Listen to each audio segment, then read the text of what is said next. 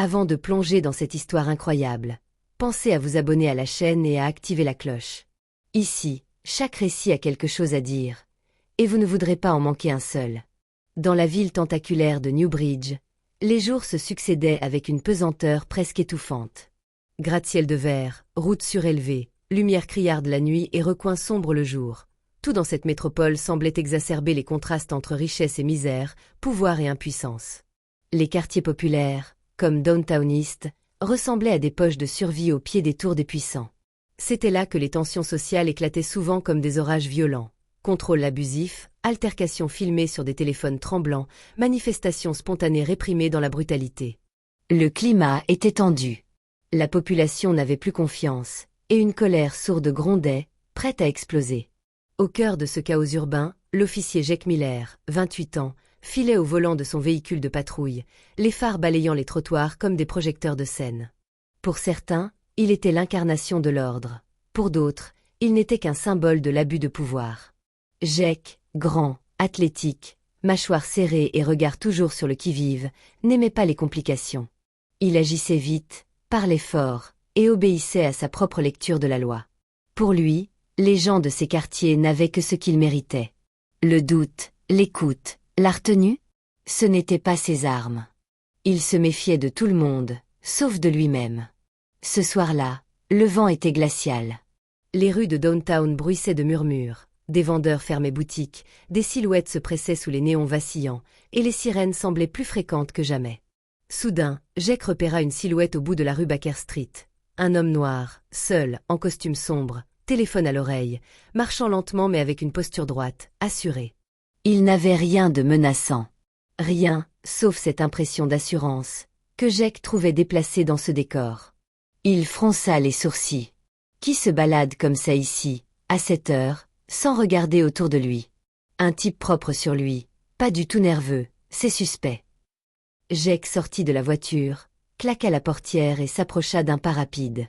La main sur sa lampe torche, l'autre sur son arme, il cria. « Hey! Vous là-bas! Arrêtez-vous tout de suite! » Main bien visible. L'homme s'arrêta, ne fit aucun geste brusque. Il raccrocha calmement son téléphone, leva les mains à mi-hauteur, et se retourna lentement vers Jake. Il était dans la cinquantaine, grand, l'air épuisé mais digne. Son costume, bien que froissé, témoignait d'une élégance certaine. Sa voix, quand il parla, n'était ni tremblante, ni provocante. « Officier, je ne comprends pas. » « Que se passe-t-il » Jake, déjà tendu, perçut cette tranquillité comme une forme d'arrogance. Il braqua sa lampe dans les yeux de l'homme. « Ne jouez pas à l'innocent. Vous êtes suspect dans une affaire en cours. Identité, maintenant. » El homme ne protesta pas. Il baissa les yeux un instant, sortit lentement son portefeuille, puis tendit un badge avec un regard qui n'était ni agressif ni servile. Juste, direct. Jake saisit le badge, jeta un coup d'œil, et son cœur se figea. Service intérieur, département de police de Newbridge. Directeur général, Daniel Carter. Jake recula d'un pas. « Jake Miller », murmura Daniel, après avoir brièvement observé le nom inscrit sur l'uniforme. Sa voix n'avait rien de menaçant, mais elle portait un poids immense. Jaque deglutit, confus. « Qui êtes-vous » J. Suis Daniel Carter. Directeur du service intérieur. Votre supérieur. Sa voix était calme, mais dans son regard, il y avait cette lucidité tranchante que seuls les hommes aguerris savent porter, celle de ceux qui ont vu trop d'injustice pour rester passifs. Jake sentit son souffle se couper net. Il resta planté là, paralysé, alors que le badge de Daniel Carter brillait encore à la lumière froide de sa torche. Ce nom, il le connaissait. Tous les flics le connaissaient. Daniel Carter, le nettoyeur de l'intérieur, celui qui n'hésitait pas à faire tomber un officier, quel que soit son grade, pour la moindre infraction à l'éthique ou à la loi. Il était respecté, mais surtout craint.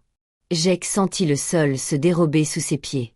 Dans son oreillette, le grésillement d'une voix familière résonna. « Unité 12, besoin de renfort sur Baker Street ?» Il répondit mécaniquement, la gorge sèche. « Affirmatif. Présence suspecte. Enfin, situation sous contrôle. » Mais c'était trop tard.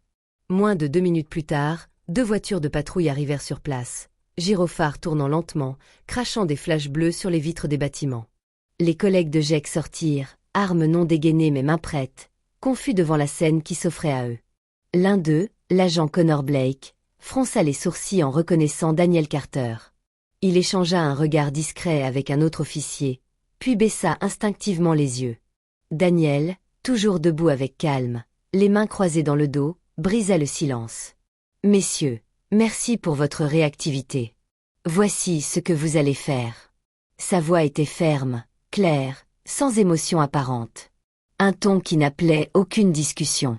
L'officier Jake Miller vient de procéder à une tentative d'interpellation arbitraire, sans motif ni vérification. Il a abusé de son autorité, violant plusieurs protocoles internes. Je me charge personnellement de cette affaire. Un murmure de gêne passa parmi les officiers. Jake, livide, sentit son sang battre à ses tempes. Son regard allait de ses collègues à Carter, puis au bitume, comme s'il cherchait un échappatoire dans les fissures de la rue. « Quoi? Vous n'avez pas le droit. Vous n'étiez pas identifié comme policier. » hurla-t-il soudain, la voix déraillée par la panique. « Je fais juste mon boulot. » Il était suspect. Il était là, à traîner. Connor tenta de intervenir, mala LAC. Jake, calme-toi. Mais Daniel leva la main, imposant le silence sans violence. Votre travail, officier Miller, c'est aussi de protéger les libertés civiles. Ce soir, vous avez humilié un citoyen sans justification. Ce citoyen, c'était moi. Mais ça aurait pu être n'importe qui. Et vous auriez agi pareil. Jake fit un pas en arrière, tremblant. Vous allez ruiner ma carrière pour ça. Daniel le fixa, sans ciller. Non. Ce que vous avez fait ce soir, c'est ce qui est en train de ruiner votre carrière. Moi, je me contente de vous en tenir responsable. Il sortit un petit carnet noir de sa poche intérieure, y griffonna rapidement quelques notes, puis appela. Centrale, ici Carter. Procédure disciplinaire immédiate à l'encontre de l'officier Jake Miller. Transférez le dossier au bureau d'éthique. Il m'accompagne maintenant. Connor se tourna vers Jake, la mine figée. Désolé, mec. Tu dois monter avec lui. Jake, suffocant, se retourna violemment. C'est pas possible. Pas comme ça. J'ai donné 5 ans à ce service. Je suis pas un criminel. Daniel répliqua, d'un ton si neutre qu'il en devenait implacable. Alors vous ne devriez pas agir comme tel.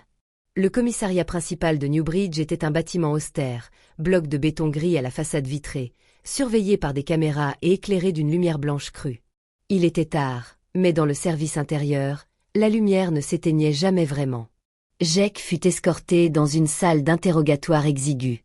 La pièce sentait l'encre, le café froid, et l'usure du pouvoir. Assis face à lui, Daniel Carter observait, silencieux, les mains croisées sur une chemise cartonnée. Il avait retiré sa veste, laissé entrevoir son holster discret, et semblait parfaitement maître de lui. « Vous savez pourquoi vous êtes ici, officier Miller ? » J'ai réagi comme je devais le faire. Je ne pouvais pas savoir qui vous étiez. Ce n'est pas ça, le problème. Vous avez arrêté un homme sans motif. Vous avez crié sans raison. Vous n'avez pas demandé calmement. Vous avez imposé.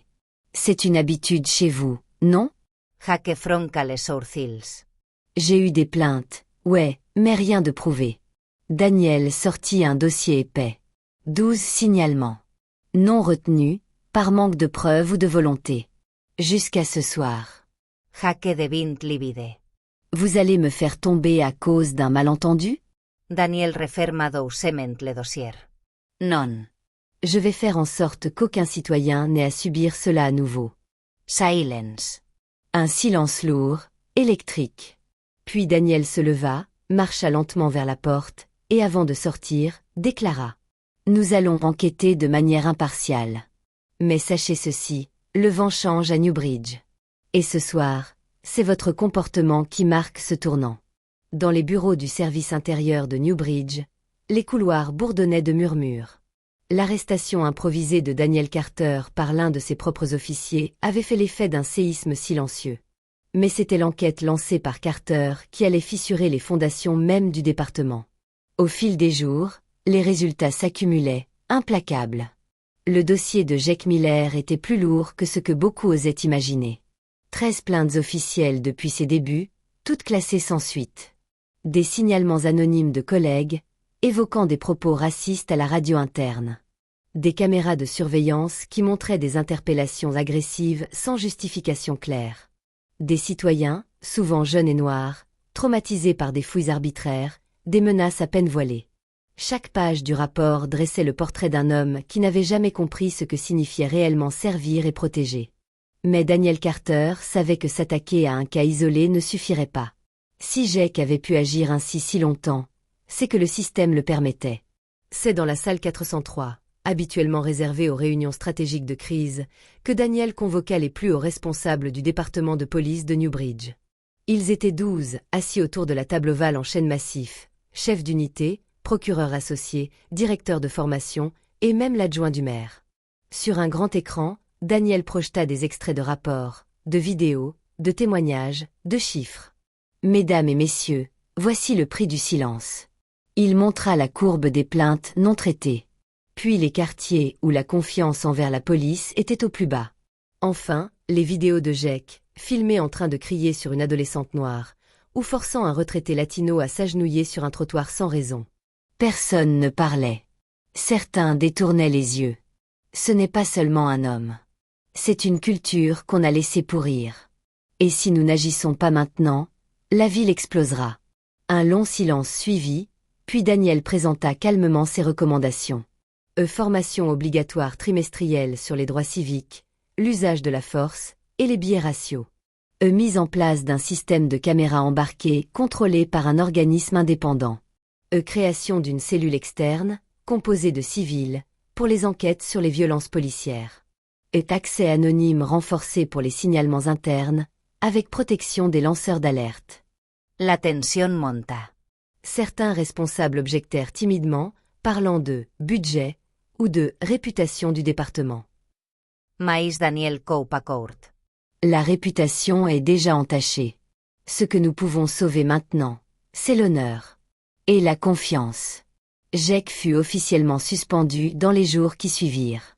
Son insigne lui fut retiré, son arme déposée dans un coffre verrouillé. Le regard des autres agents changea. Certains l'évitaient.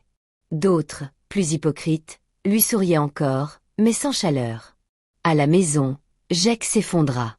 Seul, dans son appartement, il relut le rapport qui le concernait. Et pour la première fois, il écouta vraiment. Les mots de peur, de colère, De injustice. Il se revit, criant. Il se revit, humiliant. Il se revit, croyant bien faire, mais brisant au passage des vies invisibles. C'était comme un miroir éclaté qui se reformait morceau par morceau. Un soir, alors que la ville sombrait dans la nuit, Jake appela Daniel. « Je veux comprendre. Je veux changer.